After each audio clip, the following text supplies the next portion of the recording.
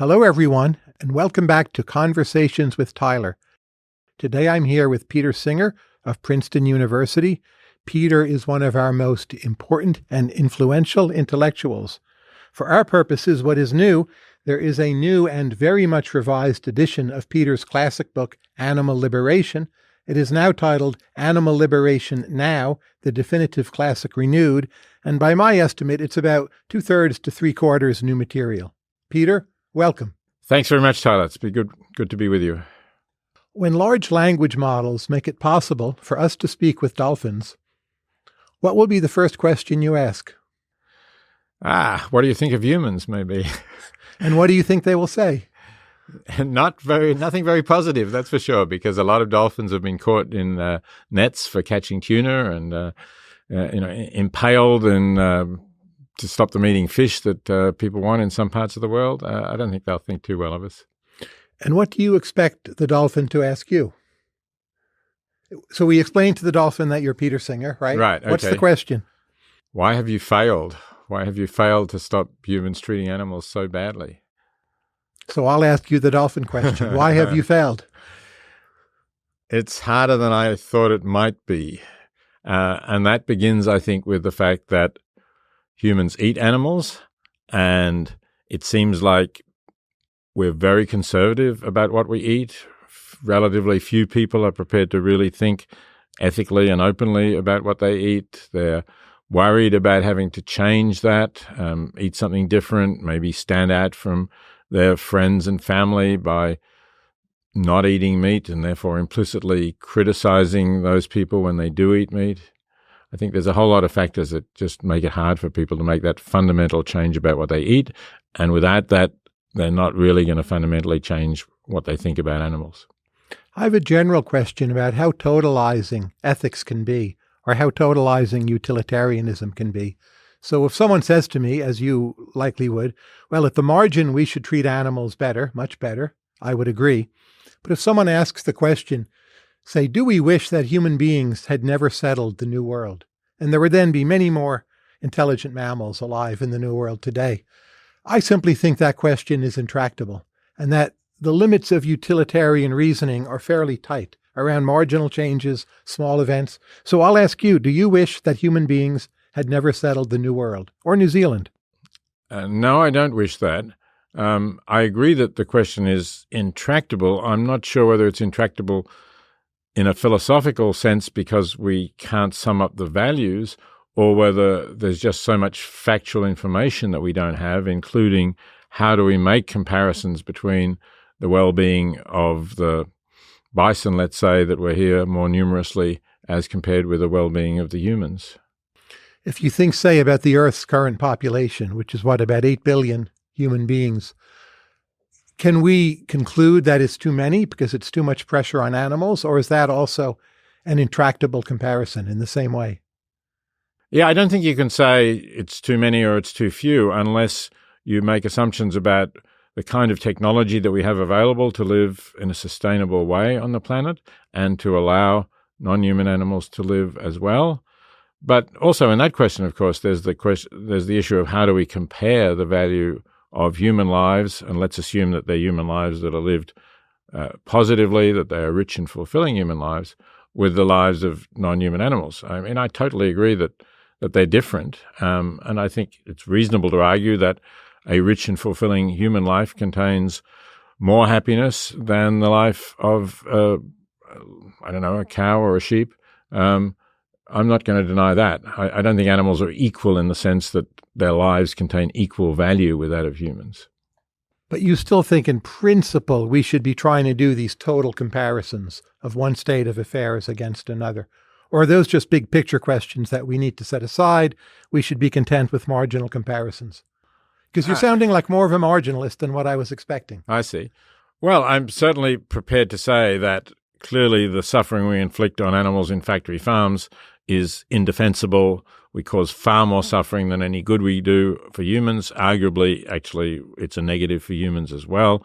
So that's what my focus is in Animal Liberation Now. And in fact, a lot of my work has been aimed at that. It's been aimed at what we should do about people in extreme poverty. It's been aimed at things like, should we have the right to say we've had enough of life and we want to die if we're terminally ill and in pain. So in a way, the big picture questions that you're asking, that I find them interesting theoretical questions, and I can give you the answer that a utilitarian would give if you want that answer. But in practice, I do think that I can't really make a lot of headway with that. How do you think about what is sometimes called the meat eater problem? So most countries, probably all countries, as they become richer, they start eating more meat. At some point, they start treating the animals less well. If not factory farms, there's just more mass production of animal meat. Do we need to calculate a trade-off to wish for those countries to become wealthier? Or do we just root for the wealth and figure we'll sort it out later? My view over the long term has generally been that countries will have to pass through this stage where they've got wealthier, they can purchase more meat, they raise animals in factory farms to do that. But then eventually they'll go on to become more humane and more civilized, and they'll see that that's the wrong thing to do. And they'll treat animals much better, and the outcome will be better on the whole than it was before they became prosperous, when there were a lot of people in extreme poverty. And they also weren't treating animals well, although they didn't have the power to raise so many of them. But still, because they were using them for food, and because, if your own survival is at stake or that of your family, you need to eat more, that you'll do anything to animals to do so. It was not a good situation. So in other words, what I'm saying is I was prepared to swallow the short-term negatives for the long-term outcome. I have to admit that I've become less confident about the long-term outcome. I still hope that it's there, but the fact that there's been relatively little progress in terms of treating animals better over the 48 years since the first version of animal liberation appeared does make me concerned that we're not going to be going in that right direction, or not for a long time. But say you could peer ahead another 70 years, 80 years, and things basically didn't get better compared to now. Would you then think the meat eater's problem is a real dilemma? Moral dilemma? If it seems it's not a stage, people will just keep on eating meat through factory farms, more or less forever. Then I would think, yes, there's a real question as to whether it would have been better if people had not had the prosperity and the ability to raise animals in that way. You once wrote a book entitled A Darwinian Left. Do you think you're becoming more or less Darwinian over time? My Darwinian intuition is people won't ever get much better because they evolved to eat animals, not to have factory farms, but to kill them in painful ways and simply not worry about it. What's your current view on how Darwinian you are? I'm still 100% Darwinian. I don't think there's an alternative explanation of how we exist and of the biological elements of our nature. But I also think it's compatible with being a Darwinian to say we are a being who's evolved the capacity to reason, and reason can lead us to conclusions which can influence our behavior. I don't see that as being anti-Darwinian or non-Darwinian. I just see it as a realistic appreciation of the fact that we have evolved as rational beings, and that leads us to certain conclusions we wouldn't have reached otherwise. But one might start seeing in Darwinian fashion that the evolution of rationality is just far more selective than what we might wish for, right? So there's people who are very reasonable, and then in other contexts, they'll do terrible things. They could be a prison guard, it could be animals. You've written plenty about many, many other examples. Is there really this general faculty of reason that overrides those evolved intuitions? I think there certainly can be, and I think there is for some people some of the time. The question would be, is everybody capable of that? Or even if not everybody, are we capable of getting a dominant group who do follow reason in general universal directions, who use it to develop a more universal ethic that applies to a wider group of beings than their own kin and family and those that they're in cooperative relationships with? I think there's evidence that that is possible, and we don't yet know to what extent that can spread and start to dominate humans in future generations. I wonder sometimes how much we can have an ethics that truly separates morality from partiality. So here's a question I gave to Sam Bankman-Fried. I said, as a utilitarian, let's say a super being offered you a gamble where we would, in essence, double the population on Earth, create a dual Earth somewhere, equally happy, with 51%, and 49% we wipe out the Earth we have now. That would represent an increase in expected value. And furthermore, I asked Sam, would you keep on playing this game double or nothing? Now, Sam being Sam, he just said yes. And indeed, in his own life, he did continue playing the game double or nothing. And he's ended up with nothing, or with worse than nothing. But doesn't a thought example like that mean we can't really be utilitarians in the big picture of things? We need to be more loyal to the Earth we have and not consider gambling it away for these extra Earths? I think it says more about gambling than it does about being a utilitarian. I agree it's a paradox, and you could say it's a paradox particularly for maximizing utilitarians who normally will talk about maximizing expected utility, and this seems to be a case where you don't want to maximize expected utility. Although, of course, there are arguments that would say, well, your expected utility is actually low, given that you can't infinitely long keep doubling utility, I assume. But you had a hypothesis where you have a twin Earth, right? And if you could just create a twin Earth, I guess you could. But for the real world, we can't keep doubling utility, and so we shouldn't do double or nothing. I'm not claiming to solve this paradox, by the way. I think it is an interesting and somewhat baffling problem with maximizing expected utility. But does the question show not only that it's some unusual paradox in a corner of the moral universe, but that in all our choices, that assessments of utility are within some framework that is pre-assuming a certain amount of partiality, and that there's no escape from that partiality, no fully objective outside viewpoint? I don't understand why you're seeing this paradox as relating to partiality. I mean, it's just as true if we're completely impartial about universal good, right? So I don't understand why you think that it shows that we inevitably are going to be partial. We'll take the Bernard Williams question, which I think you've written about. Let's say that aliens are coming to the Earth and they may do away with us, and we may have reason to believe they could be happier here on Earth than what we can do with Earth.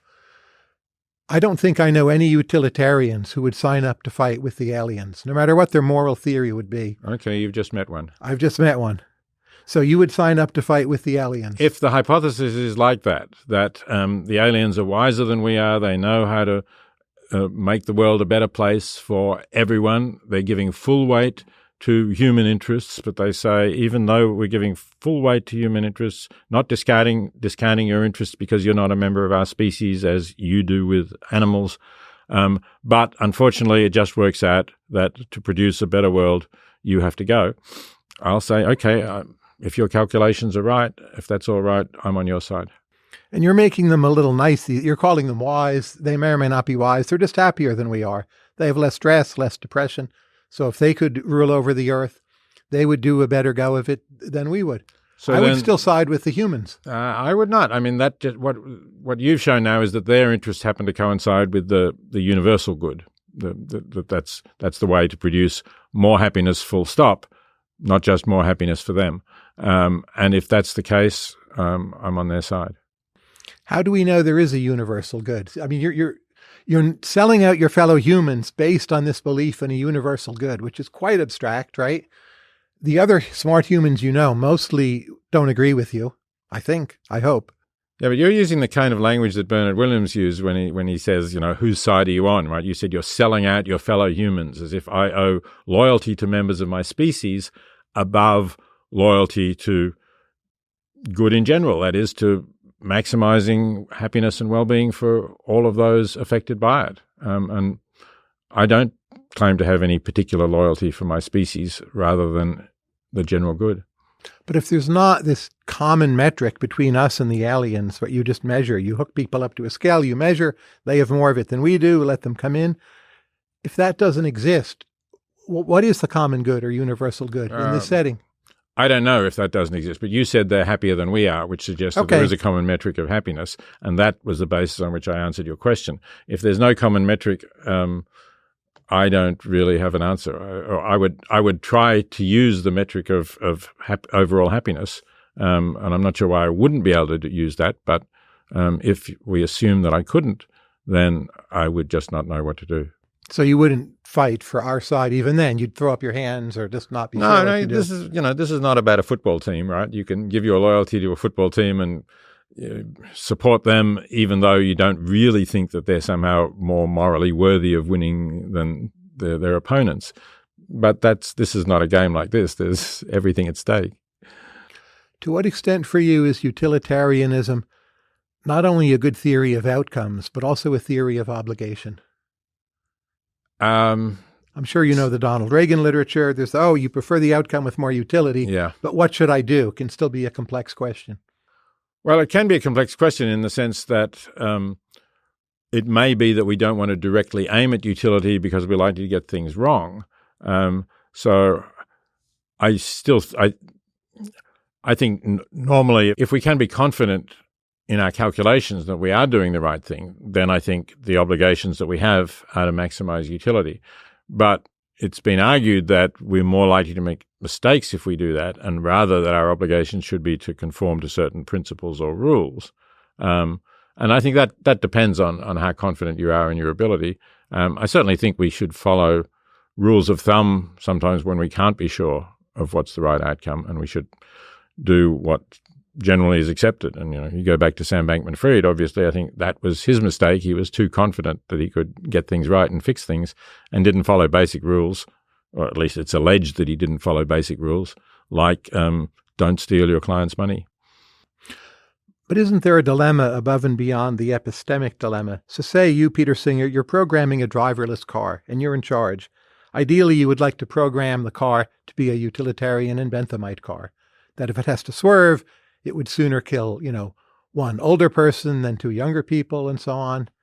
But let's say you also knew that if you programmed the driverless car to be Benthamite, basically the law would shut it down, public opinion would rebel, you'd get in trouble, the automaker would get in trouble. How then would you program the car? Yeah, I would program it to produce the best consequences that would not be prohibited by the government or the manufacturer. So I'm all in favor of making compromises if you have to produce the most good that you possibly can in the circumstances in which you are. But doesn't that then mean individuals should hold on to some moral theory that may be quite far from utilitarianism? Well, it's not just a compromise. You need to be very intuition-driven, non-utilitarian, just to get people to trust you, to work with you, to cooperate. And in that sense, at the obligation level, you're not so utilitarian at all. You may be. That will depend on your own nature as to whether you think you're going to be led astray if you're not intuition-driven, or you may think that you can be aware of, self-aware about the risks that you're going to go wrong, and you're not exactly intuition-driven, but you're driven by the thought that I could be mistaken here, and it's probably, going to have more value if I don't just directly think about how to produce the most utility. Let me continue with the number of the easy questions. If you take current AIs, large language models, you would agree they're not sentient, they're not beings, right? I would agree with that. So they don't count. I agree with that too. So there's something about sentience that is essential for a being to count. But we actually know very little about consciousness. You can read philosophy of mind. You can look at neuroscience. It seems to me one of the most mysterious and baffling areas in all of human knowledge.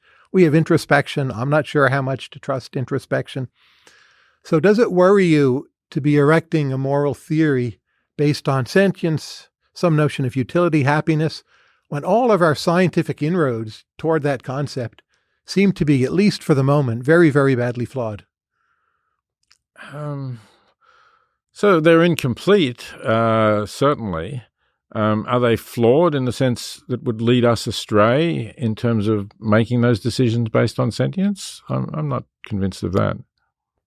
But say you're trying to compare human animal welfare to non-human animal welfare. We have a sense many of these other animals are sentient. That's pretty much certain. They feel pain, but we don't know how to compare them to us. We don't really know even where in science to look for such a unit of comparison.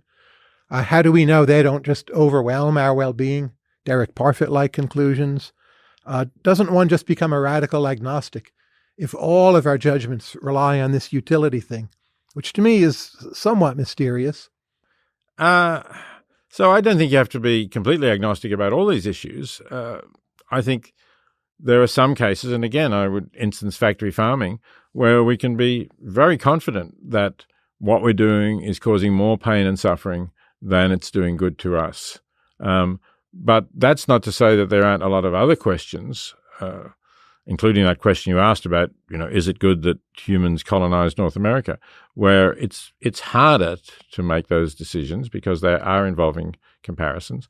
And some of these decisions are quite practical too. For example, even within the animal movement, if you say, well, should we focus on trying to get people not to eat chicken because chickens are so intensively farmed and there's so many of them, it takes, less of a chicken to make a meal than it does of a cow. So should we do that? Or, then we're trying to compare the suffering of more chickens with fewer cows or fewer pigs. I agree those questions are still ones that we can't really get a grip on.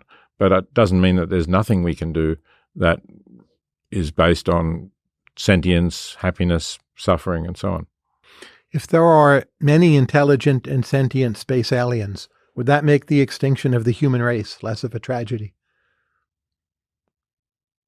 If the idea is that then these intelligent and sentient aliens might populate our planet or take up... No, they're just out there. They're just out there. So speed of light is too fast. We'll never catch them, vice versa. So then the extinction of our species is still just the same loss, right? It's a loss of a certain amount of happiness, and the fact that it's less of a proportion of the happiness or well-being or sentience in the universe doesn't mean that it isn't the same loss. So it's linear, inseparable. Yes. So the notion of a universe empty of sentient and intelligent life, there's nothing special about the 0 point. No. I mean, as you say, assuming that the existence of some sentient life isn't going to regenerate and repopulate the universe, that's a reason why extinction is worse than, the loss of most of our species. But otherwise, no. What is the margin at which you wish to police nature? So I've argued, for instance, we should not subsidize carnivores per se. There may be some other reason to do so.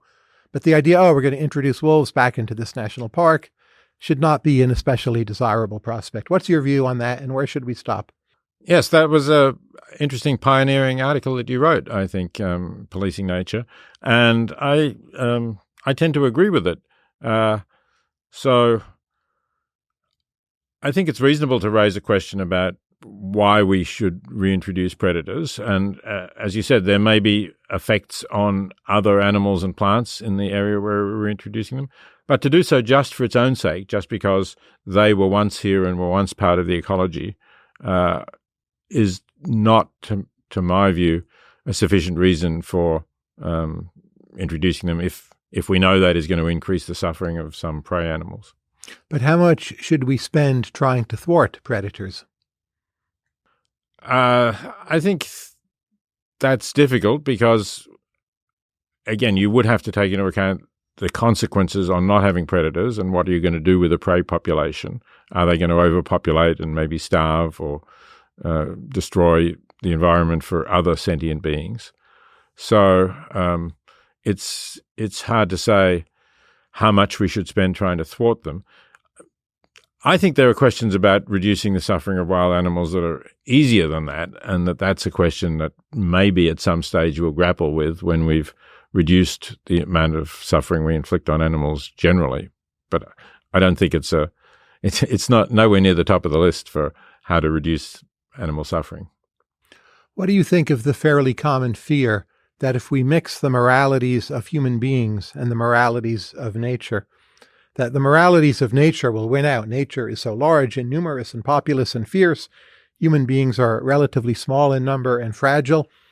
And if the prevailing ethic becomes the ethic of nature, that the blending is itself dangerous, that human beings end up thinking, well, predation is just fine, it's the way of nature, therefore they do terrible things to each other. Is that what you meant by the moralities of nature? I wasn't sure what the phrase meant. Do you mean the morality that we imply, that we attribute to nature? Red in tooth and claw. Right. If we think that's a matter that is our business, do we not end up with that morality trumping ours, we become subordinate to that morality. And a lot of very nasty people in history have actually cited nature. Well, nature works this way. I'm just doing that. It's a part of nature. It's more or less okay. How do we avoid those series of moves? Well, it's a bad argument, and we try and explain why it's a bad argument, that we don't want to follow nature, that the fact that nature does something is not something that we ought to imitate, but maybe, in fact, we ought to combat. And, of course, we do combat nature in many ways. Maybe war between humans is part of nature, but nevertheless, we regret when wars break out. We try to have institutions to prevent wars breaking out. I think a lot of our activities are combating nature's way of doing things rather than regarding it as a model to follow. But if humans are a part of nature flat out, and if our optimal policing of nature leaves, 99.9999% of all predation in place, we just can't stop most of it, is it then so irrational to conclude, well, this predation must be okay, it's the natural state of the world, our optimal best outcome leaves 99.99999% of it in place? Like, how do we avoid that mindset? I think we can avoid that mindset because, if we don't have any option about leaving it in place, we just regret it. And I do regret the way nature works. I mean, I think it's a very powerful argument against the idea that this world was created by an omnipotent, omniscient, and omnibenevolent creator. That just seems to me impossible because of the way nature works. But that's the world we live in. Given low fertility rates in virtually every wealthy nation, is there something self-defeating about secularism as a philosophy? Is secularism responsible for the low fertility rates? I mean, I think, Roman Catholic countries in some of these, Roman Catholic couples in some of these countries have birth rates that are as low as secular people? Well, as these countries have all secularized, right? Israel is somewhat an exception. They're above replacement. I don't know of any other wealthy countries. It's not only secularism, but it's secularism plus birth control, plus a number of other features of modernity. Does that mean this whole enterprise is just self-defeating? I hope that it's not self-defeating, and I hope that birth rates will drop in less secular countries as well, or that those countries will become more secular. I think that project of secularism is sound and right. And I certainly hope that we won't see a world in which secular people have few children and religious people have more children, and therefore secularism disappears. I accept that there's a possibility that that could happen. I think that would be a very bad outcome. But why be so loyal to a project that is so poor at producing utility? Babies being utility, right? Happiness, well-being, something. Well, I think one reason for supporting secularism is that it seems to me to be true. I mean, I don't think that there is a divine being, so I can't simply say, let's adopt the idea of a divine being and fool ourselves that there is one. I would rather say, given that there isn't, let's find ways of having enough children to produce good long-term outcomes. But you do have this piece, I think it's titled Secrecy and Consequentialism, where you say a true consequentialist should be willing to entertain or even advocate ideas just because they will help the world. So why not move away from secularism, become a kind of religious Straussian? The Amish have more kids. We all need to have more kids. And that would be one of the, false ideas that you would at least publicly embrace. Yeah, the article Secrecy and Consequentialism, and I should acknowledge my co-author, Katarzyna de Lazari-Radek, is more about acting in certain ways that you keep secret, like when it might be right to lie, but bad if your lie became known publicly, then it's about fostering general ideas like becoming religious.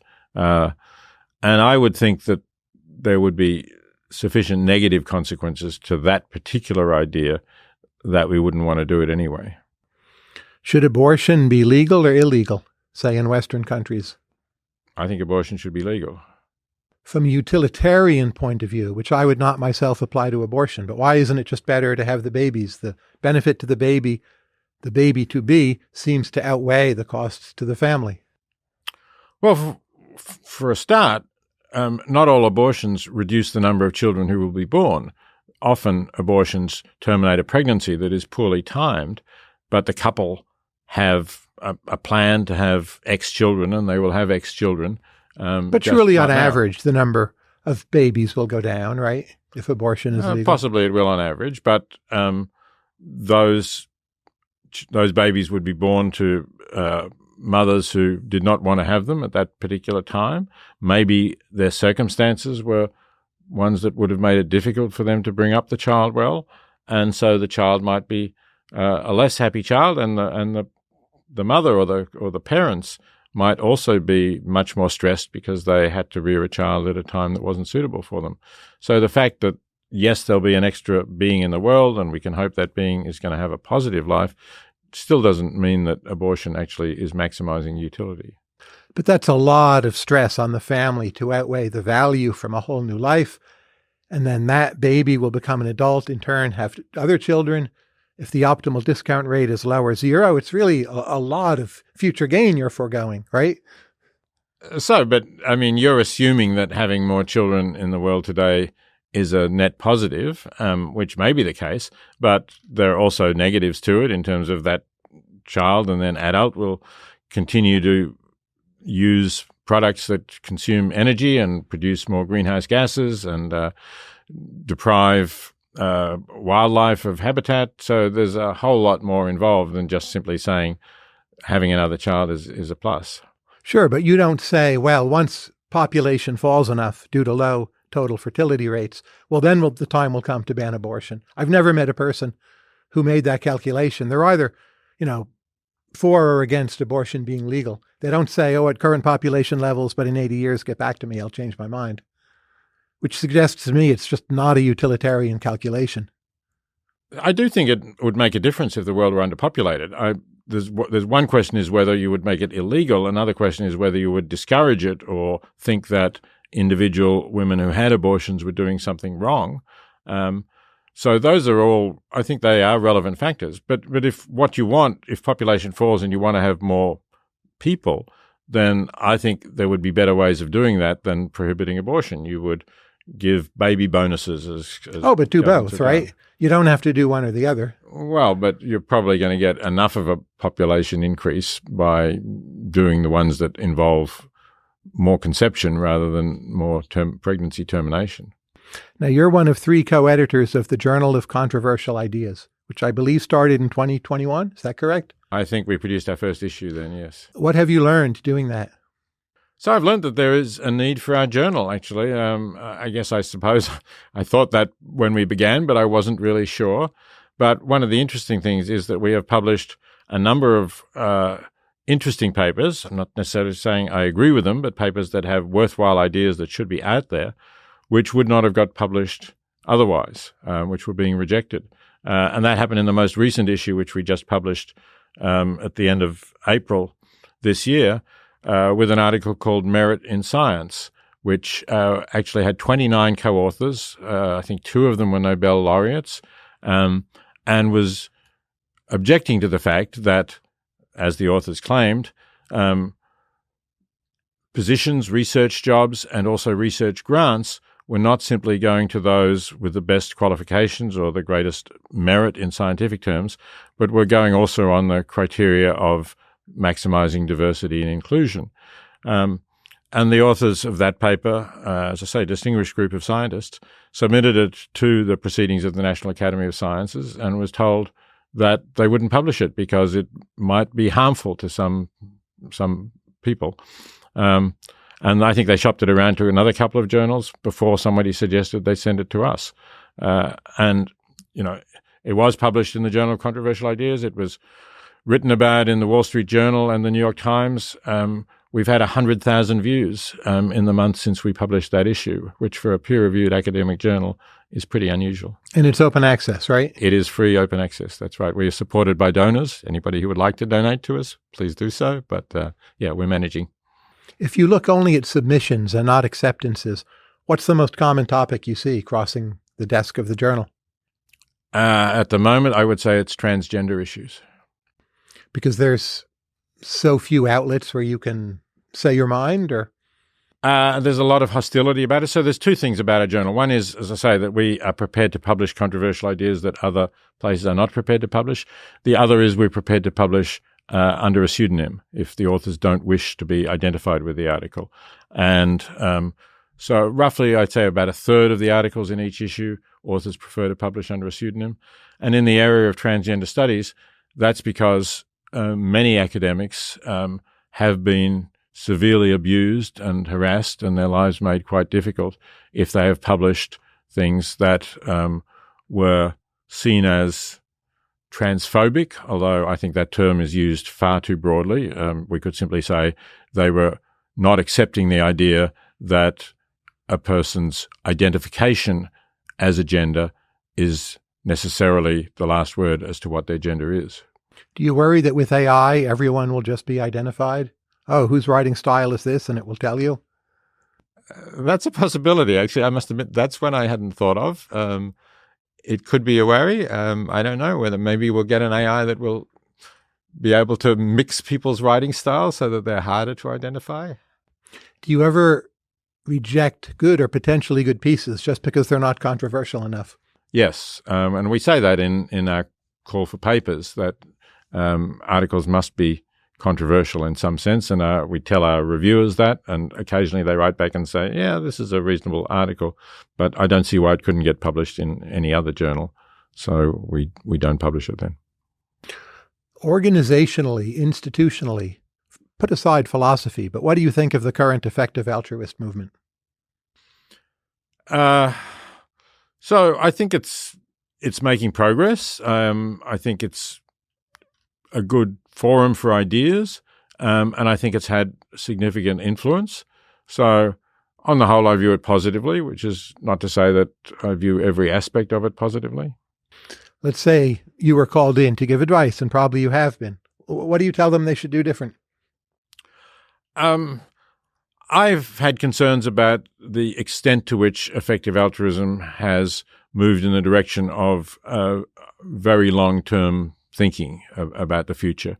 So thinking not just about the present or even the next century or two, but thinking about the next million years, or Will MacAskill, I think, has talked about the next billion years. I understand why he's doing that. He's talking about the possible loss that could exist if we become extinct, and if, in fact, there is no other intelligent life in this corner of the universe, so we're not replaced by others. So, yeah, I can understand why he wants to emphasize the importance of preventing extinction. But I think there are a number of concerns. One is uncertainty about whether we can actually make a positive difference in this direction, and also whether if you encourage people to ignore present suffering, you're actually going to have a long-term drawback in that people may become more callous, and that may actually contribute to making the world a worse place. So my advice is not to forget about the present and to continue to have really major focus on things like reducing extreme poverty, reducing animal suffering, protecting the environment from climate change right now. I'd like to see effective altruism with more of a focus, not an exclusive focus, but more of a focus on those issues. Is there too much emphasis on existential risk from AGI, in your opinion? I'm not an expert on that risk, but yes, I think there is too much of an emphasis. And I think perhaps that has something to do with a lot of the people in EA are people who like these kinds of problems. You know, how are you going to align super intelligent AGI with human values? And that's a really interesting problem. And in some ways, it's a more interesting problem than how are you going to reduce the suffering of animals in factory farms, or even how are you going to help people in extreme poverty. So I think that's perhaps why there's been more of a tendency to talk about that and focus on it than is really justified. Not everyone knows you've written a book on Hegel. What have you learned from Hegel? Who is not a utilitarian, right? Not in Definitely a simple not way. a utilitarian. And it's let me just say, firstly, that book was written a long time ago, I think in the early 1980s. Secondly, it's a very slim book. It's a 100-page book for what was then called Past Masters series by Oxford University Press. It's a good book. Let me just very short introduction. Make a point of adding that. Thank you. I'm glad you think it's a good book. I think what I learned from Hegel was that the nature of society at a time, including its economic interests, does influence people's ideas.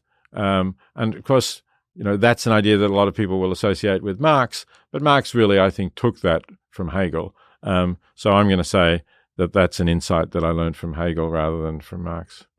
If you today were to write a book about some other philosopher, you're granted the free time to do it miraculously, who would that philosopher be?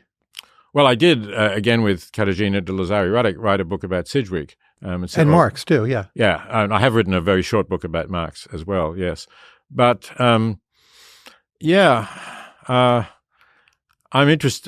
still interested in the English utilitarians, but I'm interested in the roots of utilitarianism as it goes back further.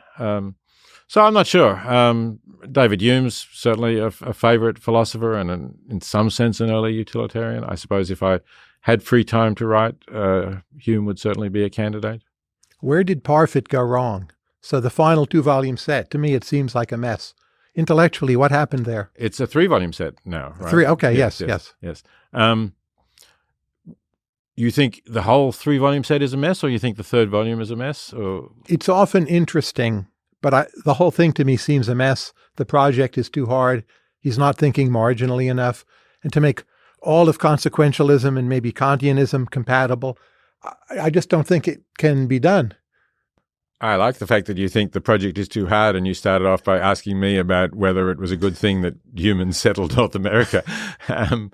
So I think I see the project as making a case for the idea that there are objective values, that things matter objectively, and I think it makes a significant contribution to that project. So I don't think of it as a failure. There are some parts of it that may be a failure, maybe the attempt to reconcile the 3 theories, a form of consequentialism, a form of Kantianism, and a form of contractualism. Maybe that's a failure. Certainly the proponents of those other theories, the non-consequentialist theories, don't really approve of it. And in fact, I don't like the form of consequentialism that he ends up with as part of the triple theory. And I talked to him about that, and the 3rd volume, to some extent, grapples with that. And in the volume, I edited this collection of papers called Does Anything Really Matter?, which originally Parfit was going to reply to in the volume, but then his reply, characteristically for Parfit, grew so long that it had to be a 3rd volume, and that's really why there's a 3rd volume. But I think that there are so I think that there are problems with what he says about consequentialism, and he doesn't really address act consequentialism. It's ruled consequentialism that he's reconciling with the others, and so I don't think he succeeds in producing reconciliation between the major ethical theories. I think that part of it is a failure. Why did he fail? I would say he became so committed to the idea that he had to show that morality is objective, that otherwise nihilism is true, nothing matters, and his whole life would be a waste, that influenced his acceptance of arguments that otherwise he would not have accepted. Who's an underrated philosopher that we should be reading more, talking about more, thinking about more? I've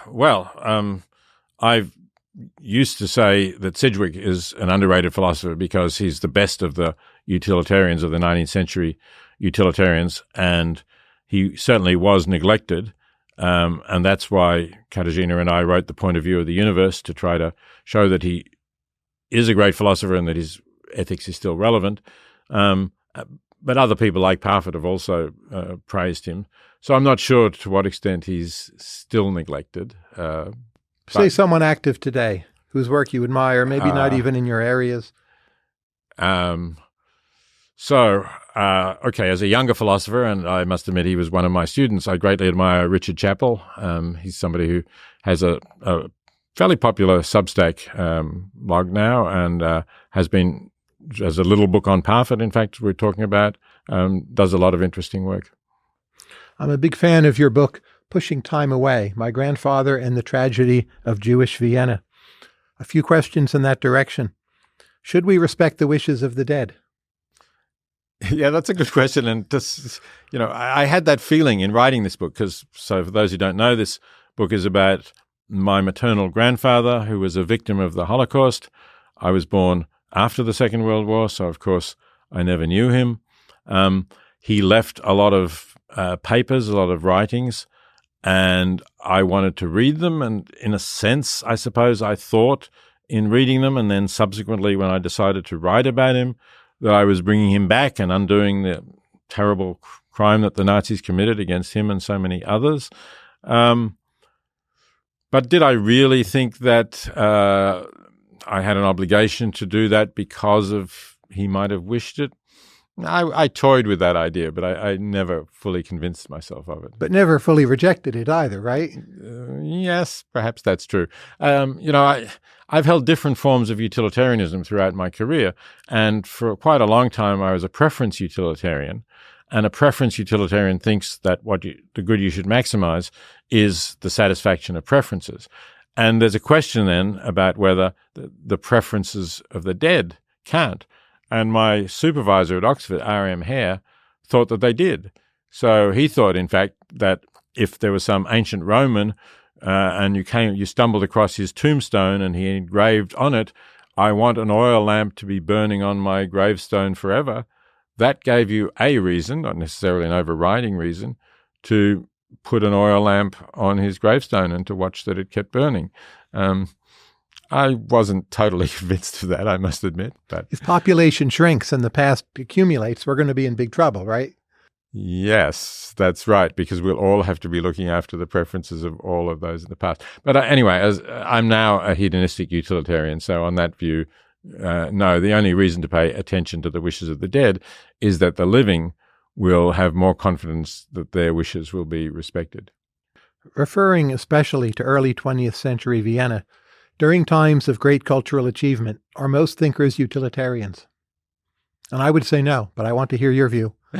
I haven't actually thought about Vienna's heyday. No, certainly they were not utilitarians. But then utilitarianism is a relatively new theory, and I'd say in terms of spreading to non-English speaking cultures, that's happened much later too. So it's not surprising that people were not utilitarians in late 19th century, early 20th century Vienna.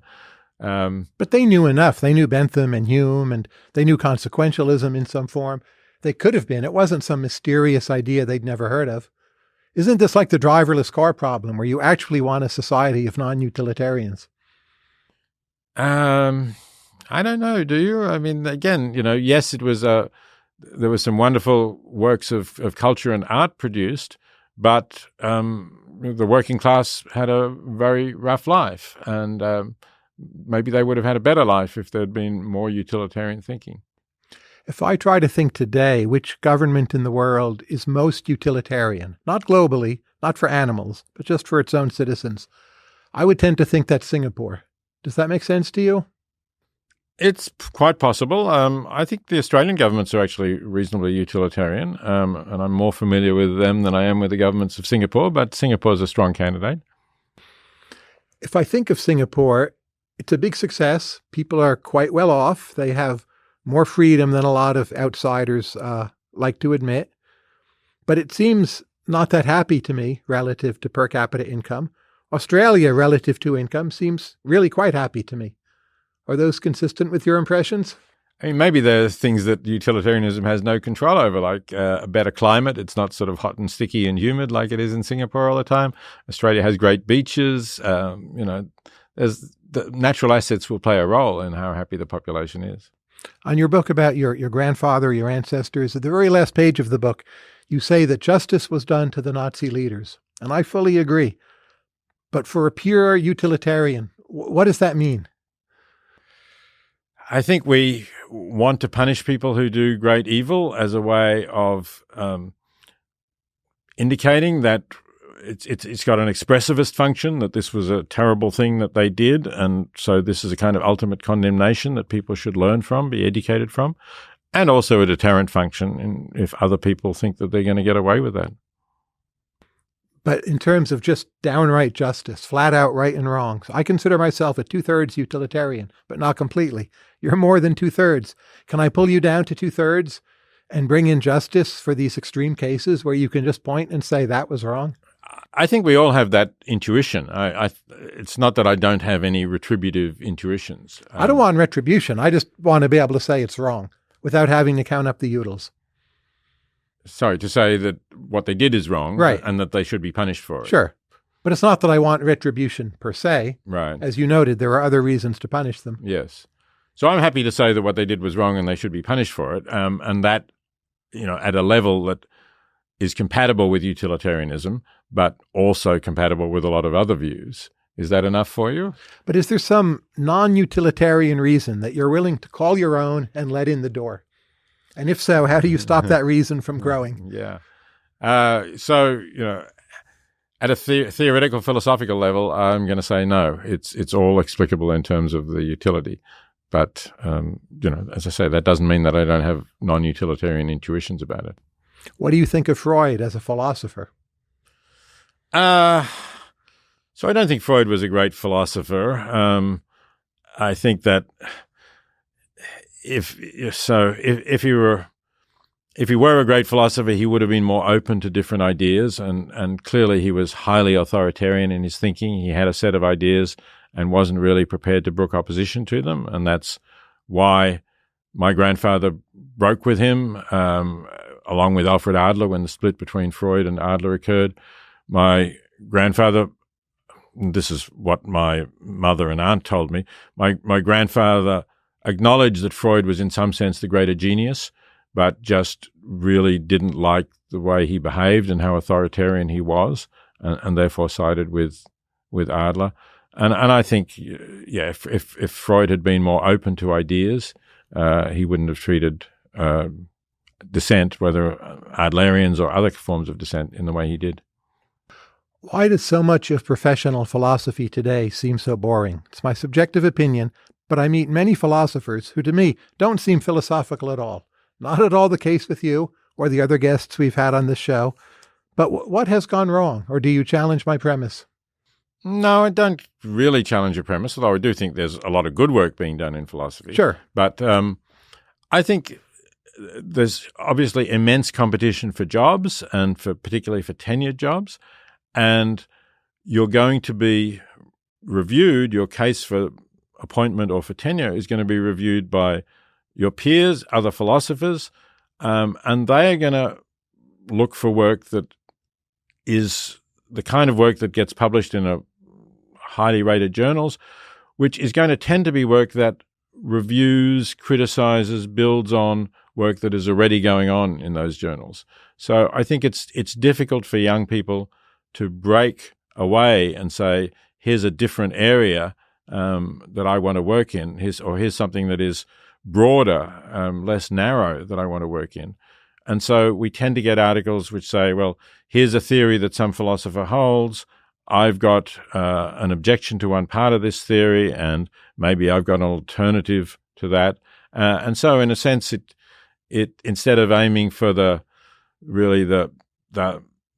lifeblood of the subject, it's aiming for the capillaries of the subject in a way. It's the smaller things that you can get right, and you can get articles published in good journals. How would you reform that? I think you would really have to change the system of making appointments and tenuring people. You would. But what would you replace the status quo with? The dean does it all, the students vote, there's no tenure whatsoever, or a lot of options? Do you have Yeah, there are a lot of options. I'm reluctant to get rid of tenure. It has been a protection for people to have different and controversial But it's ideas. not so much anymore, right? Given that you started this journal, which I'm glad you did. But surely you must think tenure is not enough now. Yes, it's not enough, but I worry that people with controversial ideas would simply get fired by deans when people on Twitter start criticizing them. I've really been disappointed in some of these recent controversies where people have been criticized for saying things, the extent to which university administrations have not stood up to this Twitter storm and have instead suspended, or in some cases, people who were not on tenure, dismissed or not reappointed people for controversial ideas. And I think tenure has provided protection for some people. So that's why I'm still reluctant to get rid of tenure. But I'm not sure. Maybe giving students more of a role in appointments would be a reasonable factor, because they would be interested in things that the professional philosophers might not see as part of philosophy, but they would. For how many years have you taught at Princeton now? 23, 24. How have your students changed over that time? What do you notice? It's actually got harder to get them to do the reading, I think. When I first came to Princeton, I was very pleasantly surprised by you could set students reading, and you would find that when you talk to them about it, they nearly all had read it. I think they're reading less now, and that's disappointing. So that's one difference. Otherwise, I still find, I've always found that there's a reasonable level of idealism. I think that fluctuates. But I find American students, again, this is particularly a Princeton experience, there are some of them who are just wanting to get through the course and get a decent grade and get on with the degree. But there are quite a few who come to philosophy courses, and particularly ethics courses like mine, really wanting to think about what they're going to do with their lives.